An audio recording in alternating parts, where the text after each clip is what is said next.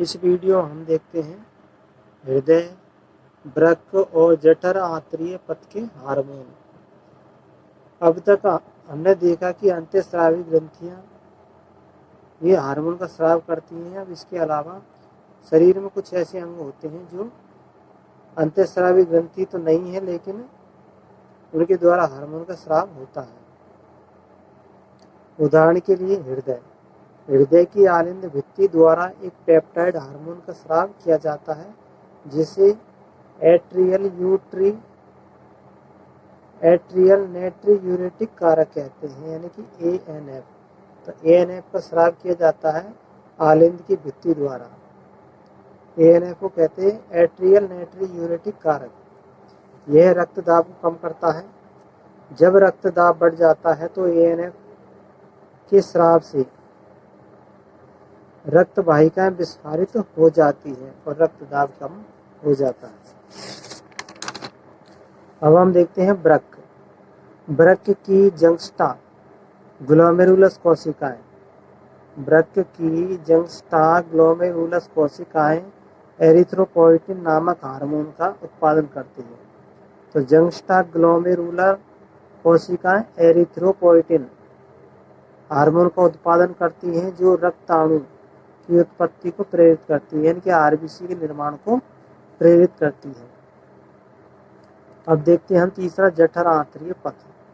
इससे विभिन्न प्रकार के पेप्टाइड हार्मोनों का स्राव किया जाता है। तो इससे 4 मुख्य पेप्टाइड हार्मोन का स्राव किया जाता है: गैस्ट्रिन, सेक्रेटिन और कोलिसिस्टोकाइनिन, और चौथा है जठर अवरोधनी पेप्टाइड।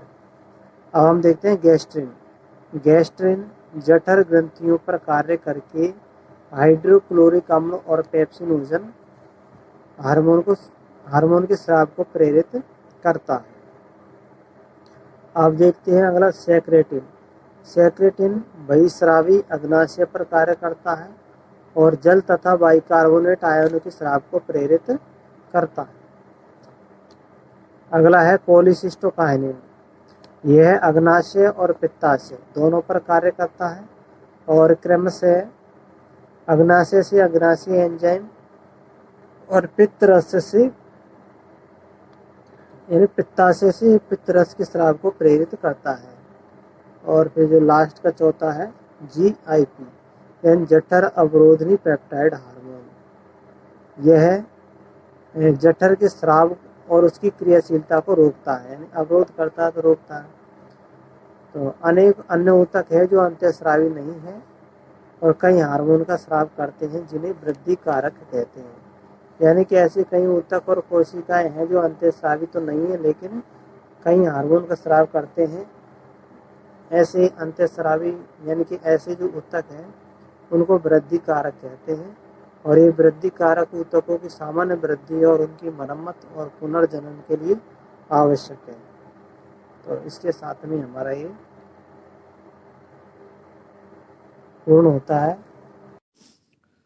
अब हम देखते हैं हार्मोन की क्रियाविधि। तो हार्मोन किस तरह से अपना कार्य करते हैं।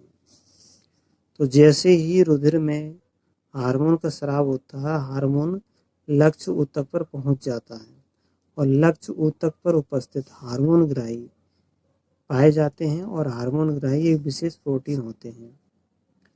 तो हार्मोन ग्राही से जुड़ करके हार्मोन जुड़ जाते हैं। लक्ष्य कोशिका में हार्मोन ग्राही 2 स्थानों पर पाए जाते हैं।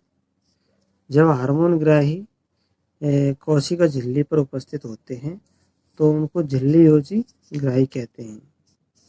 जब हार्मोन ग्राही प्रोटीन झिल्ली पर पाए जाते हैं लक्ष्य कोशिका में, तो उसको हम झिल्ली योजी ग्राही कहते हैं। और जब ग्राही प्रोटीन अंतराकोशिकीय यानी कि कोशिका के अंदर होते हैं तो उनको हम अंतराकोशिकीय ग्राही कहते हैं। और जिनमें से जो अंतराकोशिकीय है उनमें से अधिकांश केंद्रक ग्राही होते हैं, जो केंद्रक में उपस्थित होते हैं। तो यहाँ देख सकते हैं कि जो हार्मोन ग्राही ये कोशिका झिल्ली पर है, अंडाशय की पर, तो ये झिल्ली ग्राही कहलाते हैं। झिल्ली पर नहीं है और ये हार्मोन यानी जो केंद्रक ग्राही कहलाते हैं, अंतराकोशिक ग्राही कहलाते हैं।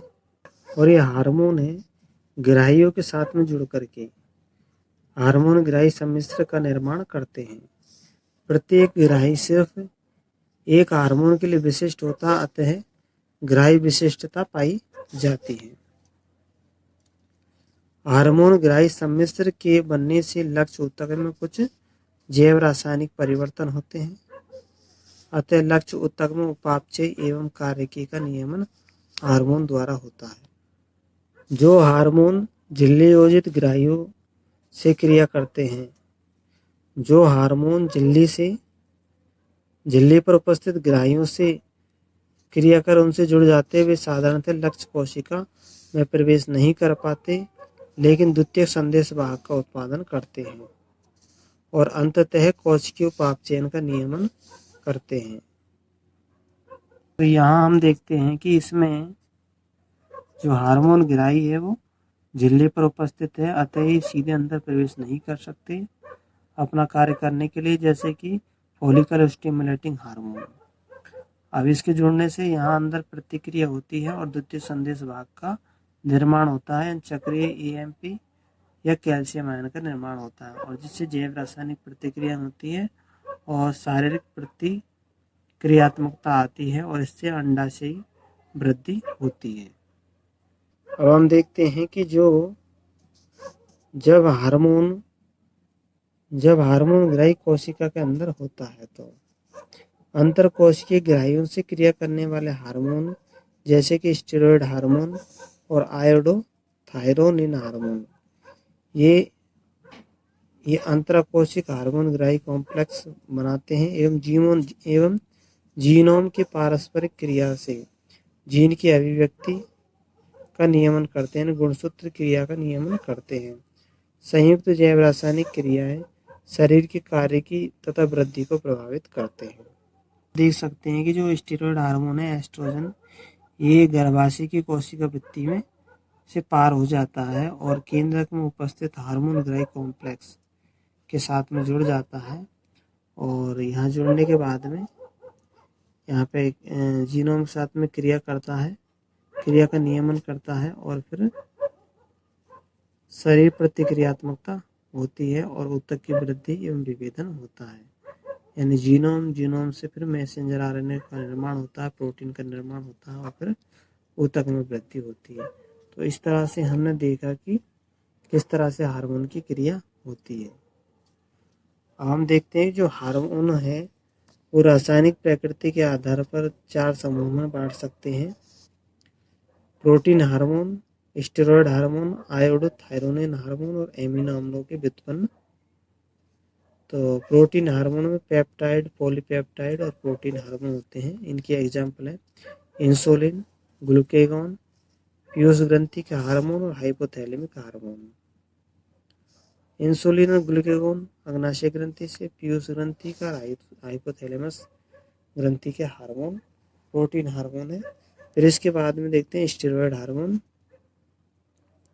इसके उदाहरण है एस्टर के हैं, तो एस्ट्राडायोल, प्रोजेस्टेरोन, टेस्टोस्टेरोन, कॉर्टिसोल है और एस्ट्रोजन भी है। फिर इसके बाद में आयोडोथायरोनिन हार्मोन, इसका एक उदाहरण है थायराइड हार्मोन।